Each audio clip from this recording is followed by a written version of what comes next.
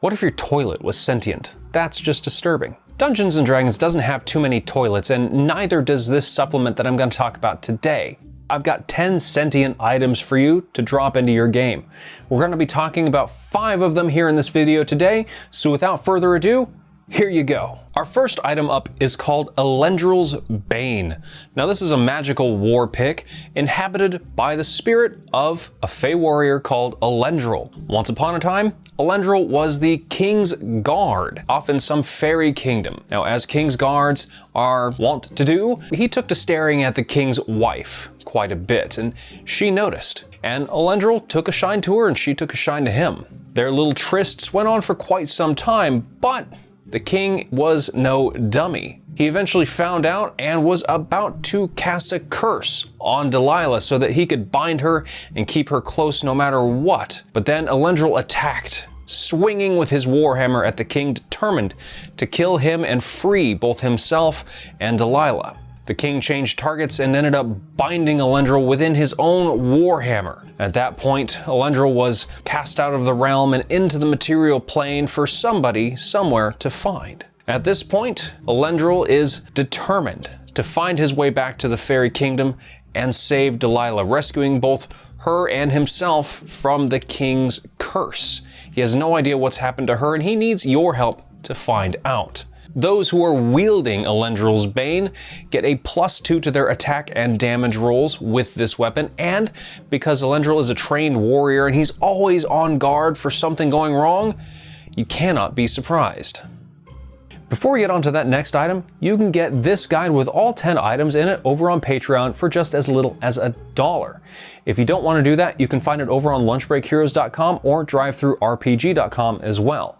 If you'd rather not purchase this, that's perfectly fine. Go ahead and click the subscribe button down below along with the bell so that you can be notified of all of our future videos. Our next item is Brattigan's Boots, a set of boots commissioned by the master thief, Brattigan Boonheart himself. He found a wizard and bribed him with the cheapest jar of whiskey that he could find in order to make these boots help him be an even better burglar. In an ironic twist of fate, these boots that are meant to make a master thief even quieter never seem to shut up, and each boot has its own personality. The left boot is always looking at the poor and the downtrodden, wanting to redistribute the wealth that it helps steal, whereas the right boot looks at the poor and the downtrodden and thinks that they just need to pick themselves up by their own bootstraps and get going. Despite not having individual names, the boots refer to themselves collectively as the Brats. Now the Brats, after having worked with Brattigan for years and years on many different heists, have finally been hung up in Brattigan's closet. You see, he's moved on from being a simple footpad and a master thief to actually running a criminal organization, so he doesn't go out on any jobs anymore. But that means that these boots are left to sit there in the darkness, reminiscing about their old jobs, this heist and that heist and the good old days. And now all that they have left is just one big score that they'd like to make. They want to steal the crown off the king's head in broad daylight. Wearers of these boots can cast Pass Without a Trace once per long rest without any material components. But on the flip side, because the mage that did the work was kind of a shoddy mage, anybody who wears these boots has disadvantage on saving throws against spells. Our next item is called Eye of the Eldest. This is a pendant that's hung from a platinum chain. The stone at its center swirls and undulates with various colors before your very eyes. And it's only when you stare at it for a good long while that you realize that this isn't a stone at all. It's an eye, and it's focusing on your face. Plucked from the face of the Eldest itself, the eye has become a trinket that's been passed down from generation to generation, forgotten in an attic, sold from one merchant to another, lost in castle ruins, and recovered a millennia later. All the while, it works to return to its master. It works to become part of the whole once again. The eye, and it calls itself I, communicates telepathically with its wearer. And it is always instructing and directing and manipulating. This thing knows what it's doing, and it knows what it wants, and it knows how to get it, and it needs just a little bit of help from you, of course. And it wants the best for you. don't you know? If you go over there, if you climb into those ruins, if you discover this ancient artifact, it'll be good for you. Absolutely. Never mind the fact that you'll probably be dead by the end of it, but never mind that. From your corpse, somebody else will recover the eye and carry it further along its journey. Being an eye, it only makes sense that wearers of this pendant are able to cast the scrying spell once per day without any material components. In addition to that being part of an elder being, it knows a lot about magic, so wearers also gain proficiency in the Arcana skill. This video today is brought to you by the deck of many quests, Gothic Horrors. This is not an external sponsor that's paying me. This is my baby. I made this. And if you want a copy of this, you can head on over to lunchbreakheroes.com or Backer Kit. This is a standalone expansion to our Deck of Many Quests product, which is a wonderful tool for generating any sort of quest that you want. You get quest cards, item cards, and creature cards that work in sort of a Mad Libs style. You draw a quest card, which has blanks for creatures and items, and you draw creature and item cards to correspond with it. You put it all together with a little bit of imagination, and you have hundreds and thousands of different unique quests, possibly infinite depending upon how good your imagination is. So if you want to build your own quests and you want to do it in a horror setting, this is the tool for you. Go ahead and head on over to lunchbreakheroes.com or over on Backer Kit to snag your own copy.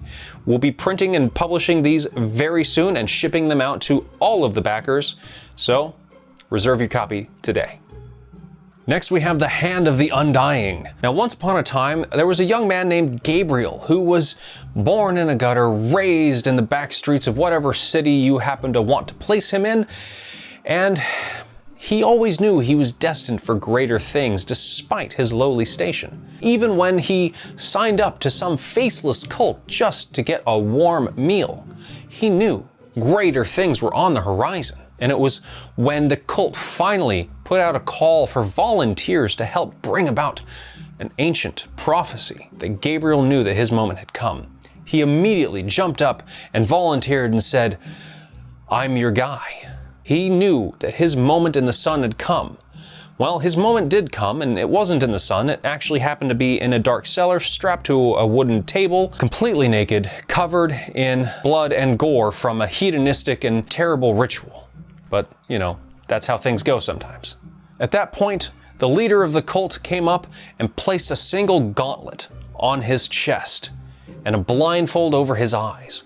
He told Gabriel that he would become part of a powerful artifact that would enable the cult to bring about this prophecy, something that would keep them going forevermore until they reach their goal. At that point, Gabriel felt something cold slide across his throat, and then he knew no more.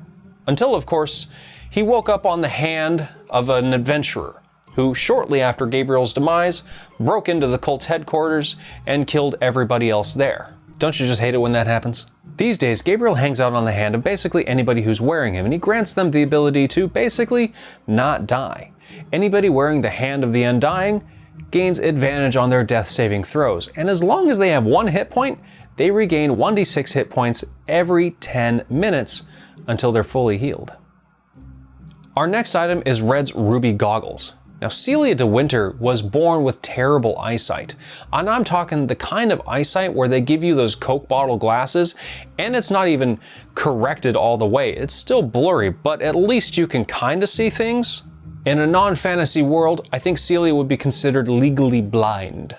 In a bit of a twist from not being able to see, Celia could hardly be missed in a crowd. In addition to being cursed with poor eyesight at birth, she was blessed with a head of fiery red hair, and that stood out in stark contrast to the drab colors of everybody else in her hometown. As a result, her family and her friends, what few she had, called her Red. Now, after years of blurry blobs and stubbing her toes and going, "What is that blob over there?" Celia finally declared that she would give anything to be able to see normally. And that is when a mysterious man showed up at her door. Or at least she thought he was a man. He was kind of blurry. Smelled of sulfur though. In any case, he said that he could cure her eyesight, and all she had to do was sign a piece of paper. Sounded easy enough. So when he handed her the quill, she signed on what she assumed was a dotted line. And immediately Right in that very moment, her vision cleared. Everything became crystal clear and high definition, sharp contrast, all that jazz. But her wonder and amazement didn't last long, as she quickly realized she couldn't move. The devil, as she could now plainly see that he was, informed Celia that she had been trapped in a pair of ruby goggles, as per their contract that she had just signed, and he would be taking her with him. She was now his property. Well, years later, cast aside or lost by the devil, Celia now hopes to nullify her contract or otherwise return to her human form. Hopefully she can find a band of adventurers to help her do just that.